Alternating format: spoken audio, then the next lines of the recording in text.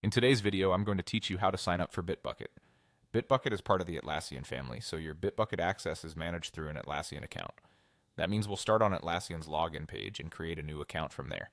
Open your browser and head to the Atlassian login page. If you're already on a Bitbucket page and see a login prompt, that will take you to the same place. On the login screen, look for the option that says Create an Account and click it. This switches you from signing in to starting a new account. Here you have two easy choices. You can sign up with an email address, or you can use a Google account. If you prefer email, type in an address you can access right now. Using your work email is often best if you're joining a company workspace.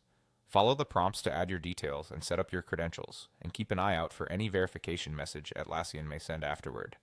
If you'd rather move faster, click the Google option to use your Gmail or Google Workspace account. A Google window will appear asking you to select which account you want to use. Pick the correct one. If you're doing this for work, choose your work-managed Google account so it aligns with your team's Bitbucket space. Next, click Continue to authorize the connection. This allows Atlassian to confirm your identity with Google and pull in basic profile information securely. Keep the same browser window open while it redirects so the sign-in flow completes smoothly. After the authorization, you'll land back on Atlassian and see a prompt to create your account. Click that to finalize the setup.